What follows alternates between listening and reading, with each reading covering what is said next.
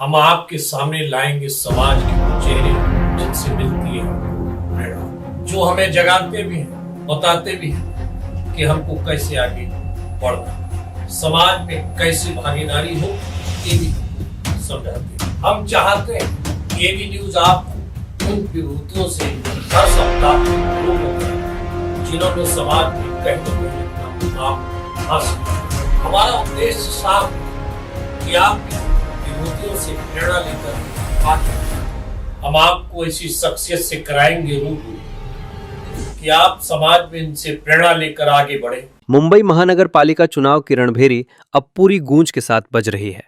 मुंबई के 173 number ward में ward की सबसे बड़ी राजनीतिक लड़ाई का मैदान सज चुका है। सभी सेनापति, हर दल के कमांडर अपनी अपनी फौज की जंगी ताकत का परीक्षण कर रहे हैं और जोश के साथ तैयार हैं वार्ड की राजनीतिक गद्दी पर कब्जा करने की तैयारी चल रही है। भारतीय जनता पार्टी भी इस रणभूमि में सबसे आगे है। 173 में टिकट की जंग बेहद रोचक होने की संभावना है, कभी कमल नहीं खिला है। हर बीजेपी का टिकट पाने का दावेदार अपनी सक्रियता और लोकप्रियता की परीक्षा दे रहा है। पार्टी के हर सशक्त कार्यकर्ता, पदाधिकारी और नेता अपनी ताकत के साथ टिकट की दावेदारी ठोक रहे हैं। इसी कड़ी में भाजपा की पूर्व मंडल अध्यक्ष आरती निजापकर अपनी ताकतवर मौजूदगी से सबका ध्यान खींच रही हैं। न सिर्फ एक पढ़ी लिखी सशक्त महिला नेतृत्वकर्ता, बल्कि नरेंद्र मोदी के महिला सशक्तिकरण के विजन की समर्पित आदर्श भक्त। पिछले एक दशक से भाजपा में सक्रिय हैं। पार्टी के प्रति उनकी निष्ठा बेमिसाल है। 173 वार्ड के मराठी वोट बैंक में उनका प्रभाव स्पष्ट है, जो उनकी दावेदारी को और मजबूत बनाता है। उनका राजनीतिक अनुभव और स्थानीय जनसमर्थन इस जंग में भारी साबित हो सकता है, लेकिन अंतिम फैसला पार्टी के उच्चाधिकारियों के हाथ में है। ये लड़ाई सिर्फ वार्ड की नहीं, बल्कि मुंबई की राजनीति का भी भविष्य तय करेगी। 173 के भविष्य की ये रणभूमि अभी पूरी तरह खुली है और जो भी चुना जाएगा वो नए जोश और मजबूत नेतृत्व के साथ अपने वार्ड की सेवा के लिए आगे बढ़ेगा। मुंबई की राजनीति में इस चुनावी जंग की कहानी अभी पूरी तरह से लिखनी बाकी है और भाजपा का फैसला उस किल्ली की तरह है जो इस द्वंद्व को पहचान देगी। क्या ये विजयी होगी आरती निजापकर की शक्ति और समर्पण की, या कोई और होगा इस लड़ाई का अगुआ? जनता की नजरें अब 173 नंबर वार्ड पर टिकी रहेंगी कि बीजेपी किसको टिकट देती है। इस टिकट पाने की जंग में आरती निजापकर से ए भारत के संपादक से वार्ता हुई। क्या कहा आरती निजापकर ने? रणभेरी बजे, जंग का आगाज हो चुका है।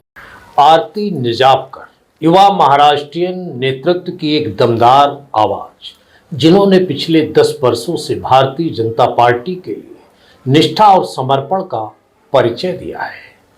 पश्चिम महाराष्ट्र सचिव और मंडल अध्यक्ष जैसे महत्वपूर्ण पदों पर कार्य करते हुए उन्होंने पार्टी को जमीनी स्तर पर मजबूत किया है।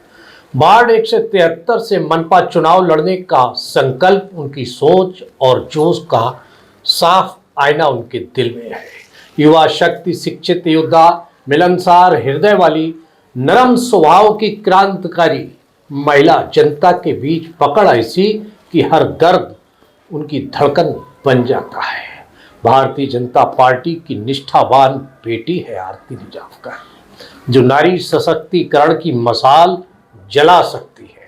टिकट मिला तो न सिर्फ जीतेंगे, बल्कि वार्ड को स्वर्णिम भविष्य देंगे। सड़कें चमकेंगी, युवा उड़ान भरेंगे। आरती निजापकर का संकल्प सेवा ही धर्म, क्रांति ही मिशन जैसे लक्ष्य लेकर आगे आई है। आरती का मानना है ये चुनाव सत्ता का नहीं है, परिवर्तन का युद्ध है। मोदी जी के विजन की मूर्त रूप देने का संकल्प भारतीय जनता पार्टी का है। आरती जी ने न केवल शिक्षित है और युवा है, बल्कि सच्चे जमीनी कार्यकर्ता भी है, जो जनता की हर समस्या को सुनकर, समझकर उसका समाधान करने में विश्वास रखती है। भारतीय जनता पार्टी की निष्ठावान महिला नेता के रूप में उनकी संघर्ष और उनके समर्पण उन्हें सुपरिचित बनाता है, लोगों तक उनकी पहुंच बनाता है। अगर उन्हें चुनाव में मौका मिलता है तो उनका कहना है वे अपनी पूरी ताकत से वार्ड 173 के विकास और लोगों की खुशहाली के लिए काम करेंगे। ऐसी दमदार सशक्त महिला आज हमारे स्टूडियो में है। हम उनसे सीधे बात करेंगे कि किस तरह से भारतीय जनता पार्टी में उन्होंने सफर तय किया और क्या उनका लक्ष्य है, क्या सपना है, क्या सेवा समर्पण है। आरती जी नमस्कार। नमस्कार। स्वागत है आपका ये भारत के स्टूडियो में। आरती जी, सबसे पहले सवाल, 10 वर्ष से आप भारतीय जनता पार्टी में जुड़ी हैं। 10 वर्ष का सफ़र, सबसे पहले आपके दिल में क्या आया कि भारतीय जनता पार्टी से ही जुड़ना चाहिए, काम करना चाहिए? भारतीय जनता पार्टी ये जमीन से जुड़ी हुई पार्टी है, सेवा भाव की पार्टी है। जैसे हम बोलते हैं, कहते हैं कि हम लोग की सबको लेकर ज़मीन से जुड़े, उनके मतलब दुख दर्द जैसे समझने वाली जो पार्टी है वो है भारतीय जनता पार्टी। जैसे मेरे घर में मेरे दादाजी थे, वो भी भारतीय जनता पार्टी से जुड़े हुए थे, जो बहुत पुराने थे।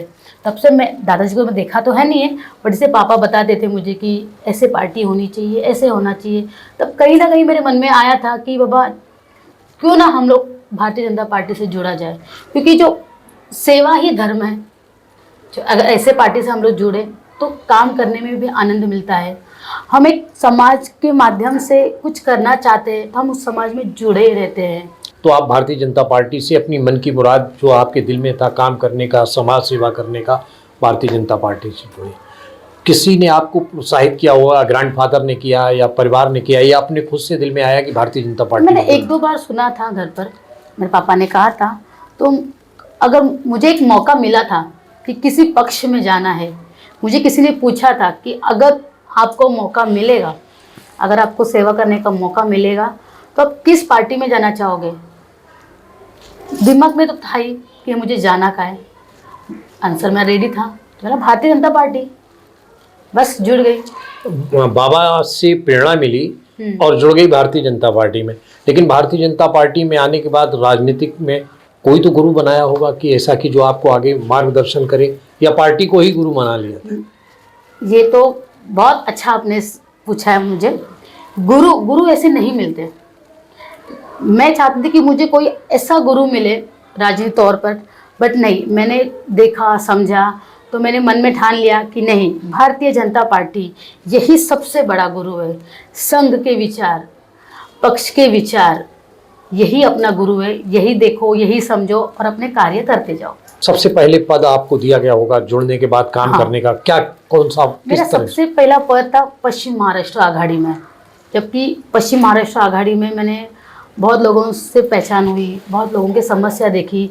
जैसे कि अभी मेरा जो करियर है, मैं एक सेलिब्रिटी शेफ़ हूँ, तो उसके पहले भी मैं ऐसे जैसे छोटे गांव होते हैं वहाँ पे जाती हूँ। महिला सशक्तिकरण जैसे बोलते हैं, जैसे कि उनको सीखने की बहुत इच्छाएं होती है, खाना पकाना वगैरह, तो मैं वहाँ पे जाती हूँ, वहाँ पे उनको सिखाती हूँ खाना कैसे बनाते, क्या कैसे करते। तो वो थोड़े मन में थोड़ी सी मतलब पहले से तो था ही कि महिला सशक्तिकरण क्या होता है। तो जैसे पश्चिम महाराष्ट्र आघाड़ी में मैंने वही किया, मुझे वही काम मिला कि बाबा छोटे गांव में जाओ, महिलाओं से मिलो, महिलाओं को क्या समस्या है। तो मैंने बहुत ऐसे महिलाओं को देखा है कि उनको ऐसे लगता है कि मैं पढ़ी लिखी नहीं हूँ तो मैं बाहर नहीं आ सकती हूँ। तो मैं ये समझती हूँ और ये मानती हूँ कि पढ़ा लिखा होना ये बहुत बड़ी बात नहीं है। अगर आप छोटी छोटी बातें समझ गए, कैसे बात करना है, आपको कैसे करना है, नॉलेज अगर आपको रोज़ की ज़िंदगी में हम लोग जीते हैं, अगर वो नॉलेज है अपने पास तो बहुत है। ऐसे नहीं कि बहुत पढ़ा लिखा होना चाहिए, इंग्लिश आना चाहिए, हिंदी आना चाहिए, नहीं। हमें सिर्फ इंसानों के साथ कैसे व्यवहार करना चाहिए, किस भाषा में बात करना चाहिए, अगर ये भी आ गई तो बहुत बड़ी बात है। आपने 2 बातें कही, एक तो सेलिब्रिटी शेफ, दूसरा आपने कहा महिलाओं को सशक्तिकरण, और दोनों चीज़ों में हमारे देश के यशस्वी प्रधानमंत्री का विजन छुपा हुआ है, महिला सशक्तिकरण। तो इस क्षेत्र में आपने किस तरह से काम किया और करना चाहती हैं? हमारे प्राइम मिनिस्टर प्रधानमंत्री जी मोदी जी ये मेरे आदर्श है। जैसे वो दिन रात खुद को झोंक दिया है उन्होंने सेवा के लिए, उनका कहीं ना कहीं अगर 1% भी हम लोग लेते हैं, 1% भी हम लोग दिनचर्या हम लोग बनाते हैं, तो वो एक सुकून मिलता है जैसे मुझे मिलता है। मोदी जी का एक विजन है कि सबका साथ सबका विकास, सबको लेके आगे बढ़ो, सबको शिक्षा मिलना चाहिए, सबको समाज में रहने का अधिकार मिलना चाहिए। तो ये बहुत बड़ी बात है। तो मैं वही अपना विजन रख के सबके साथ कैसे अभी कैसे होता है कि मैं कहीं जगह पे बहुत जगह पे जाती हूँ, अरे नहीं आरती वो शेफ है, अभी आरती मैडम से कैसे बात करें। नहीं, मैं सबसे कहती हूँ, सब महिला से कहती हूँ, नहीं, पढ़ा लिखा होने से कोई छोटा या बड़ा नहीं होता है।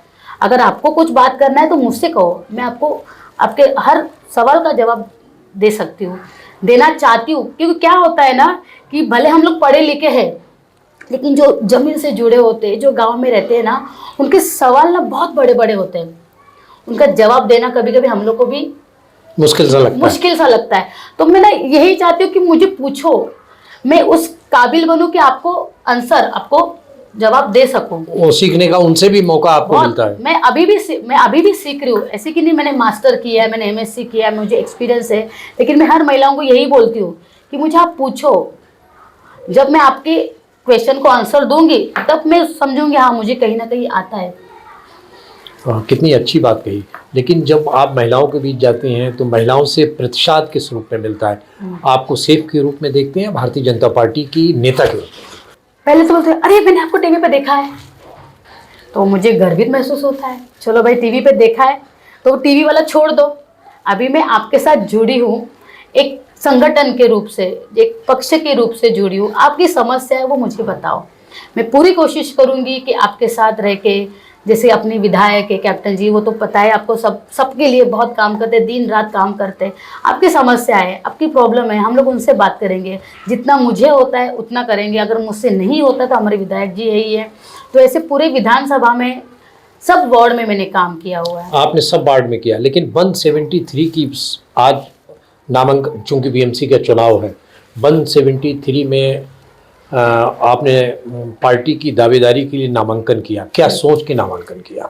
173 ये मेरा अधिकार वाला वार्ड है, जैसे कि मेरा जन्म वहीं पे हुआ है, मेरी शालेय शिक्षा वहीं पे हुई है, मेरा जन्म, मेरा बचपन मैंने वहाँ पे गई है, मेरी मतलब जवानी वहाँ पे गई है, शादी वहाँ पे हुई है, मेरे 2 बच्चे मुझे वहाँ पे हुए। तो एक बोलते हैं ना अपना सा वार्ड, मतलब घर वाला, जैसे बोलते हैं ना मेरा मैका है, तो वो मुझे वैसे लगता है। तो इसलिए मेरे पास वार्ड वाले ऑप्शन थे, बट मुझे 173 अपना खुद का लगा, इसलिए मैंने। आप वहाँ की लोकल हैं, स्थानीय हैं। हाँ। घर भी है, ससुराल भी है, वहीं पे परिवार, खेलना कूदना सब वहीं पे।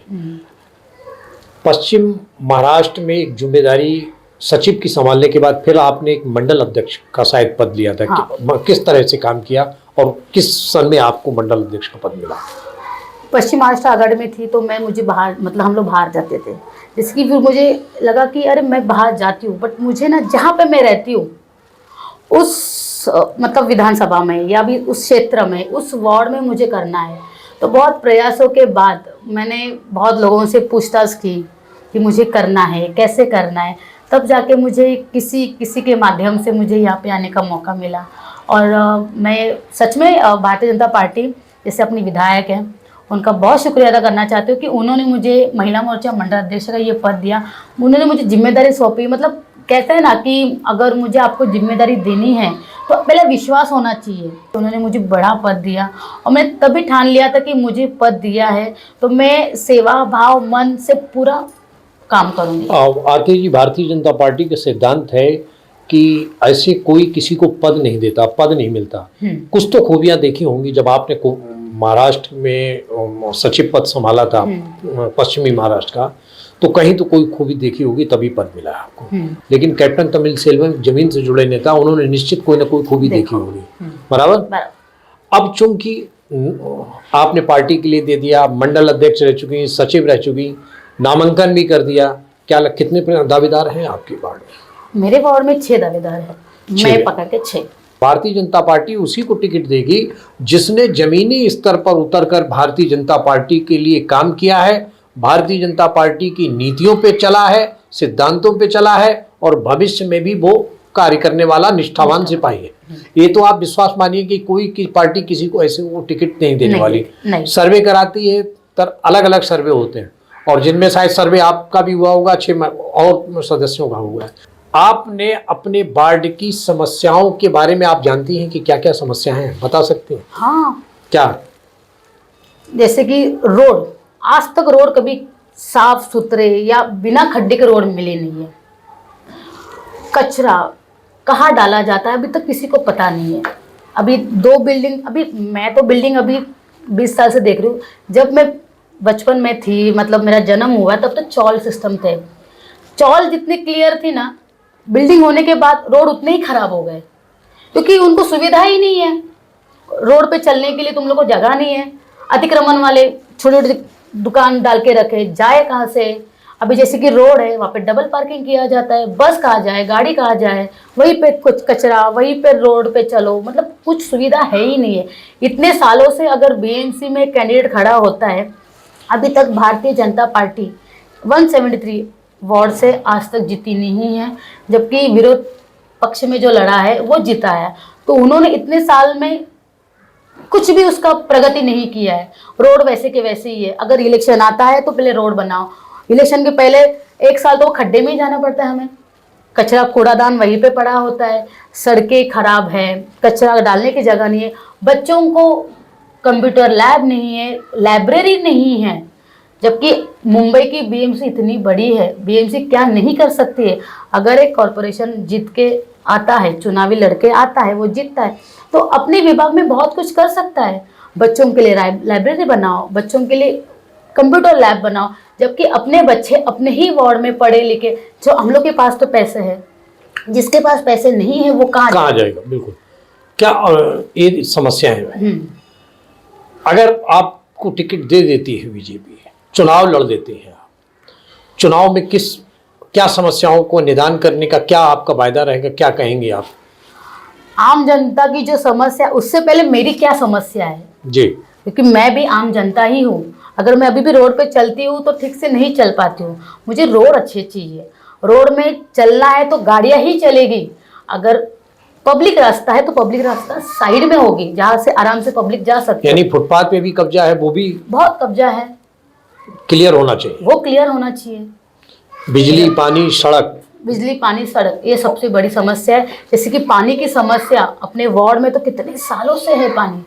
आप क्या क्या उद्देश्य लेके जाएंगे? क्या कहेंगे पब्लिक को? अगर मैं आम नागरिक हूँ, मुझे रोड अच्छी चाहिए, मुझे पानी, मेरी स्वच्छ पानी आना चाहिए। चलो 24 घंटा पानी, लेकिन दिन में मुझे 10 घंटा तो पानी चाहिए।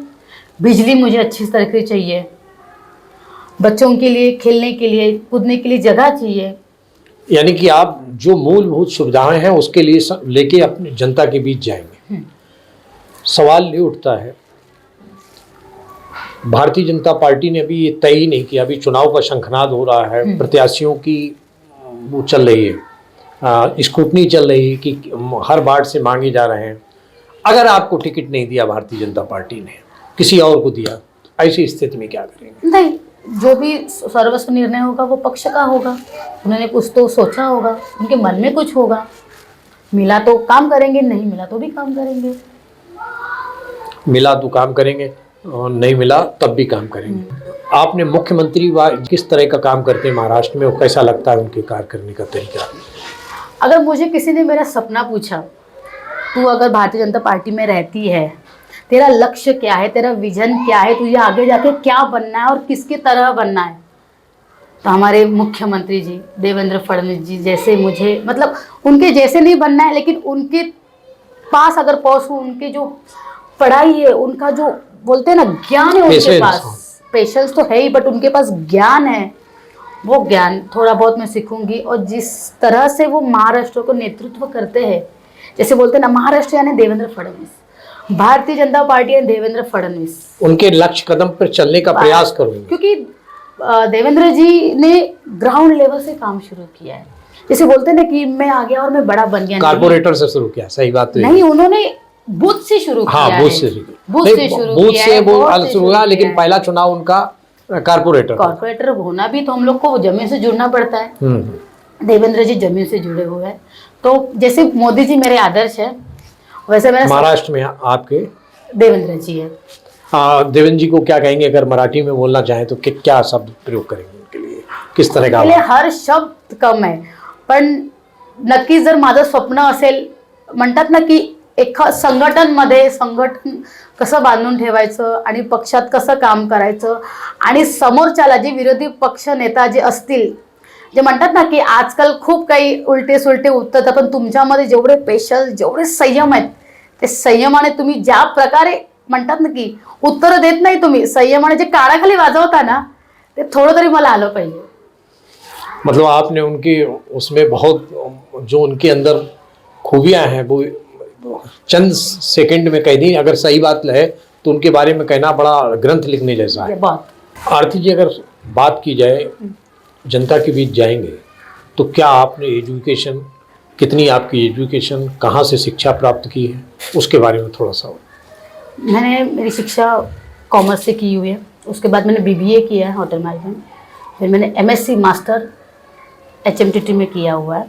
जैसे कि मैं शेफ़ हूँ, शिक्षा ली है मैंने. मुझे 15 साल का अनुभव है. बड़े बड़े पंचतारिका 5 स्टार होटल में मैं शेफ़ हूँ. तो जैसे कि मैं डॉक्टर बाबा साहेब अम्बेडकर कॉलेज नालंदा, वहाँ पे एक प्रोफेसर भी हूँ. वहाँ पे मैं पढ़ाती हूँ उनको. जैसे कुकिंग के क्लासेस भी लेती हूँ. और मैं कई चैनल्स, मतलब जैसे कि सह्याद्री, कलर्स मराठी, जी मराठी, साम सुगरण, ये चैनल्स में मैं एज अ शेफ़ करके रेसिपी दिखाती हूँ. मैं खुद रेसिपी लिखती हूँ. बहुत सारे मैगजीन में मेरी रेसिपी भी आई हुई है, जैसे कि सहेली है, फिर गोड़ोबा है, महाराष्ट्र टाइम्स में है. ऐसे बहुत सारी रेसिपी मैं खुद इन्वेंट करती हूँ. जैसे कि हमारी भारतीय खाद्य संस्कृति ये बहुत बड़ी है और उसी को आप बढ़ावा कर रही हैं. हाँ, मैंने आज तक जितने भी नए नए रेसिपी इन्वेंट किए तो पहला भारतीय खाद्य संस्कृति उसको लेके मैंने इन्वेंट किया हुआ. जैसे कि अपनी संस्कृति कहीं ना जाए, अपना जो खाद्य पदार्थ है वो कहीं ना जाए. तो ये इसमें रुचि है. लोग, महिलाओं को मैं जैसे कि बोलते हैं सशक्तिकरण, उनको सिखाना है तो मैं उनको सिखाती हूँ. ऑनलाइन डिजिटल मीडिया का युग है. हाँ, क्या डिजिटल मीडिया से क्या संवाद करती हैं महिलाओं से? इस ऑनलाइन ऑफलाइन दोनों भी चलता है. ज़्यादा करके ऑफलाइन चलता है. जैसे महिलाओं, जैसे मैंने बोला था ना कि महिला डरती है, तो क्यों डरती है, तो उनको ऑफलाइन मेरे से बात करना उनको अच्छा लगता है. जैसे हम लोग जैसे समझाते हैं उनको, तो बहुत सारी महिलाओं को मैंने भी प्रशिक्षण दिया हुआ है कि वो भी खुद का छोटा सा स्टॉल क्यों ना हो ओपन किया है, उनका घर चलता है, उनको आत्मविश्वास बढ़ा हुआ है. जैसे कि हम लोग बोलते हैं ना कि एक महिला बाहर निकलने के लिए डरती है. क्यों डरती है? डरती है तो उनको हम लोग एक आत्मविश्वास देके उनको बाहर निकाल के, जैसे बोलते हैं ना कि अभी मेरा पूरा घर है, 24 घंटा पूरा घर में काम करने में 24 घंटा निकल जाता है. खुद के लिए समय निकालो. महिला सशक्तिकरण के लिए आपका प्रयास है अपनी खाद्य संस्कृति को लेकर आगे बढ़ना और महिलाओं को अपने पैरों पे स्वावलंबी बनाना. ये सबसे बड़ा लक्ष्य है. बहुत. आरती जी, अगर कहा जाए 173 की जनता से आप संवाद करना चाहें या उनके बारे में कुछ कहना चाहें तो हिंदी, मराठी, इंग्लिश, जिस भाषा में आप बोलना चाहें तो आप अपने क्षेत्र की 173 की जनता को बोल सकते हैं. 173 वॉर्ड माझ्या हक्काचा वॉर्ड, जसं म्हणतात ना की जन्म ठिकाण असलेलं माझं ते. तिकडच्या समस्या मी आजपर्यंत जे काही बघते, रस्त्यावरचे खड्डे, पावसाळ्यात अगदी पाणी तुंबतं, आपल्या खड्ड्यातून जावं लागतं, पाणी तुंबतं तिथून जावं लागतं. अजूनही त्या समस्येचं निवारण झालेलं नाहीये. तर अशा खूप काही समस्या आहेत आपल्या वॉर्डमध्ये. तर मला असं वाटतं की तुम्ही मला एक संधी दिली, माझ्यावर विश्वास ठेवला, तर मी नक्कीच प्रयत्न करेन. प्रयत्न न म्हणता त्या गोष्टी पूर्ण करेन मी. तर मला असं वाटतं की मला एक संधी द्यावी, माझ्यावर विश्वास ठेवा. आपली मुलगी, आपली बहीण आपल्या वॉर्डमध्ये लहानाची मोठी झालेली, जिला प्रत्येक समस्या काय आहे, प्रत्येक गोष्टीची जाण असणारी, तर मला असं वाटतं की मला एक संधी मिळावी आणि त्या संधीचं सोनं मी नक्कीच करेन. ये थी आरती निजामकर, जिन्होंने अपने क्षेत्र की समस्या, अपने राजनीतिक कैरियर और सबसे बड़ी बात यह है कि वो विजन लेके चल रही हैं जिसको देश के यशस्वी प्रधानमंत्री नरेंद्र मोदी देखा करते हैं. महिलाओं के सशक्तिकरण, स्वावलंबी बनाने का, और उनके पास वो हुनर है.